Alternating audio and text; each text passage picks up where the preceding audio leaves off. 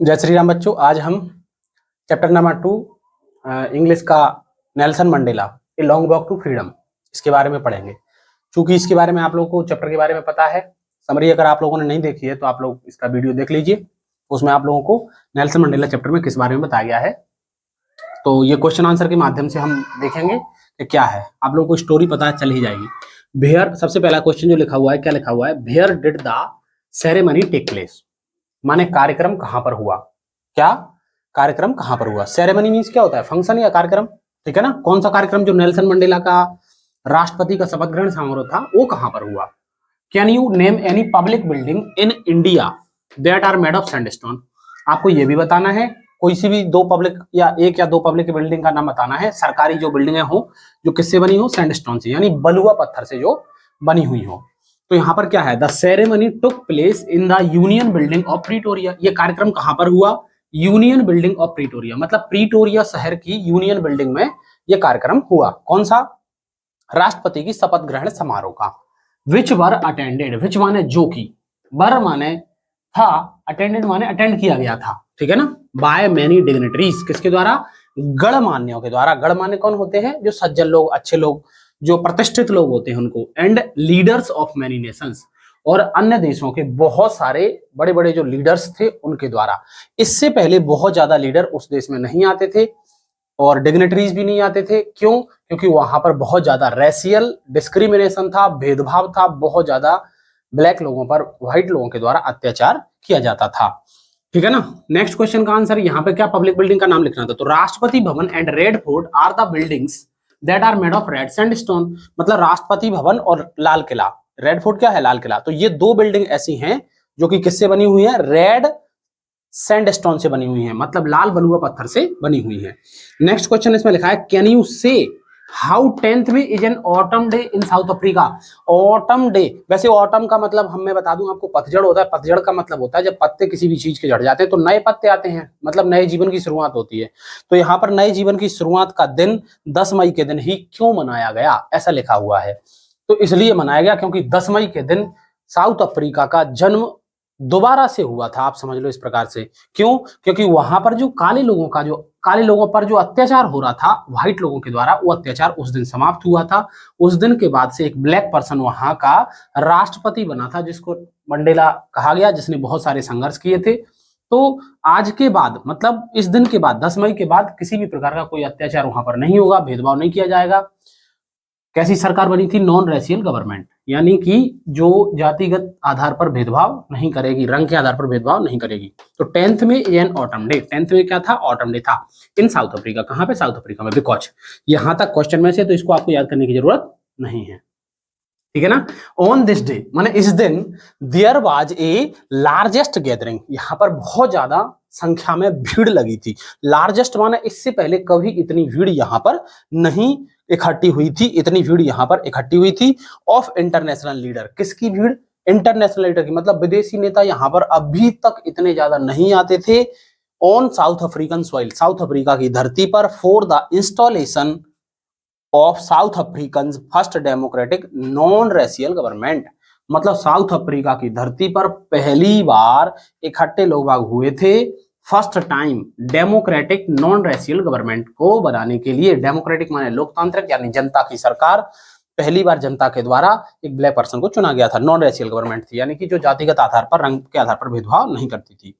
Question number 3 है, at the beginning of his speech, माने जो नेल्सन मंडेला की जो स्पीच थी उसकी शुरुआत में उसने मेंशन किया क्या? An extra ordinary human disaster. जो एक्स्ट्रा ऑर्डिनरी, माने ऑर्डिनरी का मतलब होता है साधारण, और एक्स्ट्रा ऑर्डिनरी मतलब साधारण से भी ज्यादा, मतलब बहुत ज्यादा। ह्यूमन डिजास्टर माने मानवीय आपदा आई थी, मानव पर जो बहुत बड़ी आपदा थी। वो कौन सी आपदा थी? वो कुछ नहीं थी, ब्लैक लोगों पर जो अत्याचार हो रहा था वो मानव पर आपदा थी, साउथ अफ्रीका पर पूरे पर आपदा थी। तो उस आपदा के बारे में नेल्सन मंडेला ने शुरुआत में मेंशन क्यों किया? What does he mean by this, माने इस बात का क्या मतलब है, इस आपदा का, ह्यूमन डिजास्टर का क्या मतलब है? What is the glorious human achievement, लोगों ने, ग्लोरियस माने बहुत बड़ी क्या उपलब्धि प्राप्त की थी। He speaks at of at the end, और अंत में उसने ग्लोरियस अचीवमेंट के बारे में क्या कहा? कुछ नहीं, ये कहा कि अब मैं राष्ट्रपति बन गया हूं, तो अब आज के बाद किसी भी प्रकार का कोई भी भेदभाव नहीं होगा। यही ह्यूमन अचीवमेंट था, ग्लोरियस ह्यूमन अचीवमेंट था। आंसर देखते हैं। By human disaster Mandela means, माने ह्यूमन डिसास्टर का मतलब, अमानवीय आपदा का मतलब मंडेला के हिसाब से क्या है? टू से, उसने कहा कि, दैट माने की होता है, coloured people had suffered a lot. Coloured people यानी जो ब्लैक पीपल थे ना, उनको सफर करना पड़ रहा था। सफर माने होता है परेशानी का सामना करना, ए लॉट माने बहुत ज्यादा, ड्यू टू डिस्क्रिमिनेशन। डिस्क्रिमिनेशन माने होता है भेदभाव। डिस्क्रिमिनेशन मीन्स क्या होता है? भेदभाव। आप लोग याद रखना, ये सभी जो बड़ी बड़ी कठिन कठिन सी मीनिंग है, उनके वहीं पर साइड में मीनिंग, जैसे डिस्क्रिमिनेशन मीन्स मैंने भेदभाव बताया, तो यहाँ पे साइड में लिख लो, या फिर इनकी अलग से मीनिंग आप लोग लिख लो, तो आपको दिक्कत नहीं रहेगी। और इसका प्रोनाउंसिएशन भी, discrimination in the hands of whites, किसके हाथों में? गोरे लोगों के हाथों से कलर्ड पीपल का, बहुत ज्यादा कलर्ड पीपल को सफर किया गया, परेशान किया गया। He consider it as a great glorious human achievement that a black person become a president. वो मान रहे थे, कौन लोग? जो नेल्सन मंडेला था, ये मान रहा था कि ये बहुत बड़ा ग्लोरियस अचीवमेंट है, बहुत बड़ा अचीवमेंट है। क्या? कि black person become a president, कि काला व्यक्ति ये क्या बना है? प्रेसिडेंट बना है, राष्ट्रपति बना है। ऑफ ए कंट्री, एक देश का, where the black are not considered as human being, जहां पर ब्लैक लोगों को यानी काले लोगों को ह्यूमन बीइंग यानी मानव ही नहीं समझा जाता। मतलब वहां पर उन लोगों को इंसान ही नहीं माना जाता, उन लोगों पर बहुत ज्यादा अत्याचार किया जाता था, उन लोगों को फालतू या बेगारा या बिना मतलब के कोई भी समझा जाता था। तो इस प्रकार से ये 3 क्वेश्चन। अब हम क्वेश्चन नंबर 4 देखते हैं। क्वेश्चन नंबर 4 में है, what does Mandela thank the international leaders for. What does Mandela, मतलब मंडेला ने क्या किया? थैंक माने धन्यवाद कहने के लिए, इंटरनेशनल लीडर फॉर माने इंटरनेशनल लीडर यानी विदेश से जो नेता आए थे, जो बड़े बड़े लीडर आए थे, अंतरराष्ट्रीय लीडर्स, नेल्सन मंडेला के शपथ ग्रहण समारोह में, उनको मंडेला ने थैंक्स में क्या कहा? मतलब क्या बोला उनसे? Mandela felt very privileged. Privileged means होता है गौरवान्वित महसूस करना। फेल्ट माने होता है अनुभव किया। मंडेला ने बहुत ज्यादा गौरवान्वित महसूस किया to welcome the international leader, मतलब जो इंटरनेशनल लीडर थे ना, उनका स्वागत करने में उसे बहुत गौरवान्वित महसूस हुआ, क्योंकि इससे पहले इतने इंटरनेशनल लीडर या इतने अच्छे, इतने ज्यादा संख्या में इंटरनेशनल लीडर वहां पर नहीं आए थे। एट द स्वीरिंग सेरेमनी, स्वीरिंग माने होता है शपथ, सेरेमनी माने कार्यक्रम, जो शपथ ग्रहण समारोह था, शपथ कार्यक्रम था, उसमें इतने जो नेता आए थे उनका स्वागत किया। Because not to long ago, क्योंकि बहुत समय पहले, बहुत ज्यादा समय नहीं हुआ था, तब क्या था? The south Africa were considered, considered माने उन्हें माना जाता था, आउटलॉ यानी कि यहाँ पे नियम कानून नहीं चलते हैं, मतलब बेकानून था। मतलब जो साउथ अफ्रीका था वहां पर किसी भी प्रकार का कोई कानून नहीं चलता था। तो पहली बार वहां पर कोई कानून वाली सरकार बनी, और पहली बार इतने सारे इंटरनेशनल लीडर वहां पर उसके स्वीरिंग सेरेमनी में आए। ही दस थैंक्स ऑल ऑफ देम, इसलिए उसने, 10 माने होता है इस प्रकार, ही माने उसने इस प्रकार सभी को धन्यवाद कहा, ऑल ऑफ देम माने सभी को, for having come to witness, for having come to witness. Witness माने होता है गवाह बनने के लिए, काय का बेटा? द हिस्टोरिकल सेरेमनी, ऐतिहासिक जो कार्यक्रम था उसका।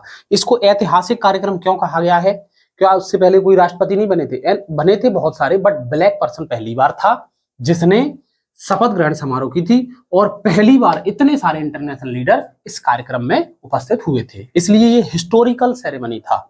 अगला क्वेश्चन है क्वेश्चन नंबर 5। क्वेश्चन नंबर 5 में लिखा है, what ideals does he set out for the future of south Africa. South Africa के लिए उसने कौन सा आइडियल सेट किया? आइडियल यानी आदर्श, क्या बात बताई साउथ अफ्रीका के लोगों को उसने? ठीक है ना, तो आंसर देखते हैं अपन। ठीक है ना, उसके फ्यूचर के लिए, भविष्य के लिए। नेल्सन मंडेला, या क्या किया उसने उनके भविष्य के लिए? Nelson Mandela set the ideals, उसने एक आदर्श स्थापित किया। लिबरेटिंग पीपल, लिबरेटिंग माने आजाद कराया, पीपल माने लोगों को, फ्रॉम माने से, बॉन्डेज माने बंधन से, और पॉवर्टी यानी गरीबी, गरीबी के बंधन से, गरीबी के बंधन से लोगों को लिबरेट यानी आजाद कराया। ठीक है ना, ये आदर्श उसने स्थापित किया। डेप्रीवेशन यानी अभावग्रस्त जो लोग थे, अभावग्रस्त जो लोग थे मतलब उनके जीवन में बहुत सारी कमियां थी, उन कमियों को दूर किया। एंड सफरिंग यानी परेशानियों को भी खत्म किया। ही आल्सो सेट द आइडियल, उसने ये आदर्श भी स्थापित किया, इसके साथ साथ ये आदर्श भी स्थापित किया, क्या? ये सोसाइटी, एक समाज में एक ये आदर्श स्थापित किया, वेयर माने जहां, there would be no discrimination, उसने एक तो गरीबी के बंधन से मुक्त कराया, अभावों से मुक्त कराया, परेशानियों से दूर किया, इसके साथ समाज में एक आदर्श स्थापित किया काय का, नो डिस्क्रिमिनेशन का, यानी कि बिना किसी भेदभाव के समाज का निर्माण उसने किया, बेस्ड ऑन जेंडर और रेशियल ओरिजिन्स, जो कि लिंग के आधार पर और जाति के आधार पर या रंग के आधार पर जो भेदभाव था उसमें उसने भेदभाव को खत्म कर दिया। ठीक है ना। What do military general do, how has their attitude changed and why. Military general क्या करता, मिलिट्री जनरल क्या करता है और उसके एटीट्यूड में किस प्रकार से चेंज आ जाता है और क्यों आ जाता है। तो सीधी सी बात है, पहले जो मिलिट्री जनरल ब्लैक पर्सन का बिल्कुल सम्मान नहीं करते थे, उन पर अत्याचार करते थे, आज वो मिलिट्री जनरल सैल्यूट कर रहा है उन्हें। और क्यों कर रहा है, ये बदलाव क्यों आया? अब ये बदलाव इसलिए आया क्योंकि आज जो मंडेला राष्ट्रपति बन गए हैं, वो मंडेला राष्ट्रपति ब्लैक पर्सन और व्हाइट पर्सन दोनों के भलाई के लिए काम कर रहे हैं, समानता के लिए काम कर रहे हैं। उन्होंने व्हाइट लोगों पर भी बिल्कुल भी अत्याचार नहीं किया, इसलिए उनकी इस प्रकार की जो लॉयल्टी थी, ईमानदारी थी, उसको उन्होंने सैल्यूट किया। और पहली बार उनमें ये बदलाव आया। क्या लिखा है आंसर में, the highest military general of the south African defence force and police saluted Mandela. South African defence force and police दोनों की दोनों मंडेला को क्या कर रही हैं, सैल्यूट कर रही हैं, एंड प्लेज देयर लॉयल्टी, और उसकी वफादारी को नमन कर रही हैं। क्लियर है ना, कौन, मिलिट्री और डिफेंस फोर्स के जो भी अधिकारी हैं, ठीक है ना, और police department. Their attitude towards black had taken great change, बहुत बड़ा बदलाव आया। किसका, किसमें बदलाव आया, डिफेंस फोर्स में और पुलिस में, उनके बिहेवियर में बदलाव आया, great change. Instead of arresting A black, अब वो काले लोगों को जो अरेस्ट करते थे, देखते ही काले लोगों को क्या करते थे, अरेस्ट करते थे कि ये उत्पाद मचाएंगे, परेशान करेंगे, उनको सैल्यूट करने लगे, क्योंकि उनके मन में अब काले लोगों के प्रति सम्मान की भावना आ गई। किसकी वजह से, मंडेला की वजह से। 7th क्वेश्चन है, why were two national anthem sung, दो राष्ट्रगान क्यों गाए गए। तो जैसे कि मैंने आपको बताया कि वहां पे ब्लैक लोग और व्हाइट लोग हैं, दोनों लोग हैं, तो पहले केवल व्हाइट लोगों का राष्ट्रगान चलता था, लेकिन पहली बार एक ब्लैक पर्सन राष्ट्रपति बना तो उसने व्हाइट लोगों के राष्ट्रगान को बंद नहीं करवाया। उसने कहा कि मैं सम्मान करता हूं पूरे देश का और पूरे देश की जनता का, यहाँ पे व्हाइट लोगों का और ब्लैक लोगों का दोनों का बराबर सम्मान होना चाहिए, इसलिए उसने दोनों राष्ट्रगान उस दिन गाए गए उसके द्वारा गवाए गए। On the day of the inauguration, inauguration यानी होता है जो समारोह हो रहा था उसके दिन, टू नेशनल एंथम्स वर संग, यानी कि दो नेशनल एंथम गाए गए, one by the whites and the other by the blacks, मतलब एक व्हाइट लोगों के द्वारा और एक ब्लैक लोगों के द्वारा। दिस सिंबलाइज्ड, ये सिंबलाइज करता है क्या, the equalities of black and white, माने समानता को बताता है, बराबरी को बताता है कि इन दोनों में कोई भी अंतर नहीं है। आज ब्लैक और व्हाइट लोग दोनों के दोनों कैसे हैं, समान हैं, ना तो ब्लैक लोगों पर कोई अत्याचार है, ना ही व्हाइट लोगों के साथ ऐसा कोई व्यवहार किया गया जिससे कि उन्हें लगे कि एक ब्लैक पर्सन बनने के बाद हम पर अत्याचार प्रारंभ हो गया।